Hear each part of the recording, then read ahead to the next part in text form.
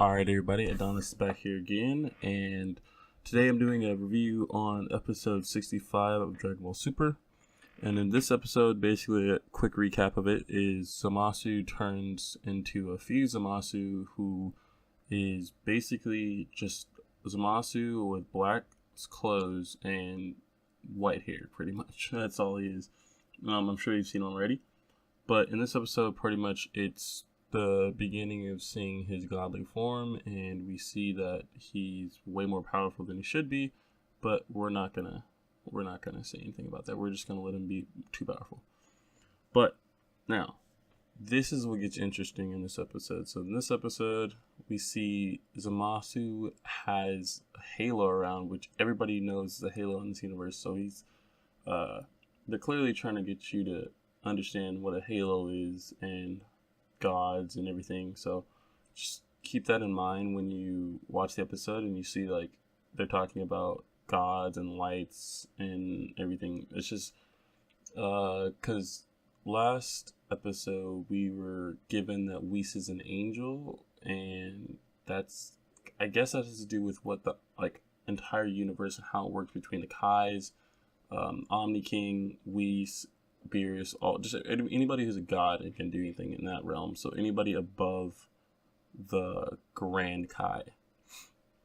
So this is going to be a kind of just filler almost episode, I would say, because Zamasu doesn't really do anything and nothing really happens. It's just more just we see what he can do, and he's playing around with them just like we see like Cell does with people, and like Majin Buu when they fight, like just that, oh, I'm gonna play around until you actually power up type episode.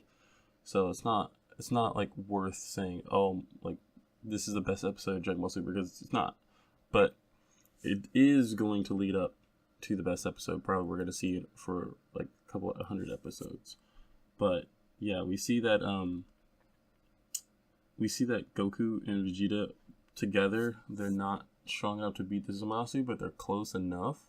And then Trunks and Vegeta are also close enough to defeating Zamasu. But they're not actually like doing it. It's like when Gohan powers up with his rage, and then he's like not actually that strong. He just gets angry, and then he gets stronger for some reason. But yeah, we see them go together, and I actually like it how Vegeta and Trunks are fighting together, because Vegeta's actually like a real dad for once. He's usually not trying to fight with Trunks, but he clearly knows they have to work together, and they both do a Gallic Gun, just like we see Goku, Goten, and Gohan do a Kamehameha. It's kind of like that, but it's also it's kind of weird seeing Trunks do the Gallic Gun just because of his hands. They look weird when they do it. I don't know. Yeah, but we see Goku get up multiple times after he probably should be dead, just because he's been hit so many times, and then Vegeta gets up, and they're saving those sensu beans, I feel like, for when they fuse, because we also see in the end episode credits that Vegeta is actually coming next episode. If you just watch to the end, you'll see all the extras. Just to FYI, if you haven't been watching that, just skip like 2 minutes afterwards and you'll see. But I am gonna put up a video before this, I believe, just because I feel like it's necessary and good to have. But yeah, Vegeta is confirmed, and yeah, he's actually doing work on Zamasu pretty much. If you watch the end of the episode, just go 2 minutes and you'll see like Zamasu is kind of falling apart, in my opinion. I don't know, he's looking kind of gooey, but yeah, that's what we see at the end credits. Now, this episode in a whole, nothing really happens, to be honest. This episode was kind of just for the ending part, and it's just to show off Zamasu's power. Now, when they were talking about his light and the godly light, all I could think about was Destiny, and I was like, maybe this guy has like 400 light, maybe, or something. I don't know. If you're playing Destiny right now, you'd know what that means. But yeah, they're just saying his light, instead of, they stopped saying his key, they were saying his light, which is kind of confusing to some people, I feel like would be. But for me, it's just like, all I can think about is like, when you turn Super Saiyan Blue, you get this godly ki, and that godly ki is referred to as light because he has a halo, and everybody knows like light and everything, how that works with godly angels and stuff like that. But I'll definitely need to do a little bit of research on the light once we get a little bit more information on it, because as of right now, just substitute light for ki, because it's all the same thing in my opinion. Like, if not, it's like basically like, you know how magic works in the Dragon Ball universe. So Piccolo can do this magic stuff, but that's with his ki. So anybody could really do it. You just got to learn how to do it. And since Piccolo is able to do it because he's just like does random stuff all the time and does his own clothes, then he knows how to do it.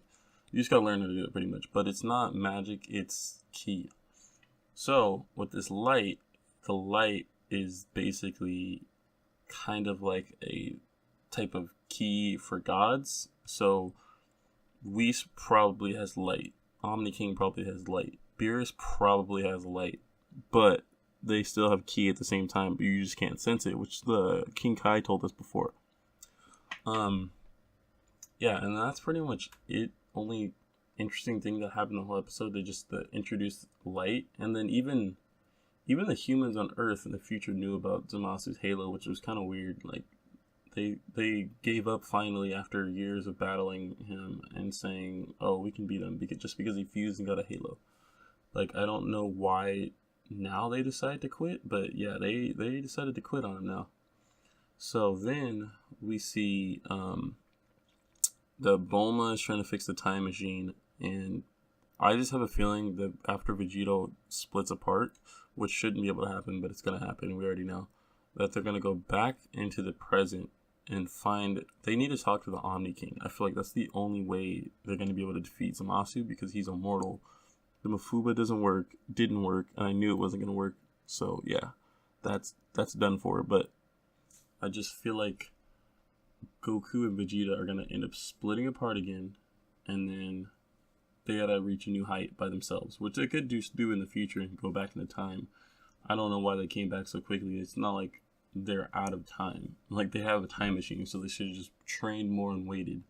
But we shall see what happens. But what we do know is Vegito is confirmed, so go ahead and check out that video. I'll put that link in the description for you guys to go watch. And yeah, pretty much just watch this episode just to get a feeling for Zamasu's power, and the next episode we'll see next week. And it will probably be the best episode of Dragon Ball Super so far, because we finally will get to see Goku and Vegeta team up and actually do some damage, because Vegeta will be able to do some damage on Zamasu. Alright, and on that, I'm out.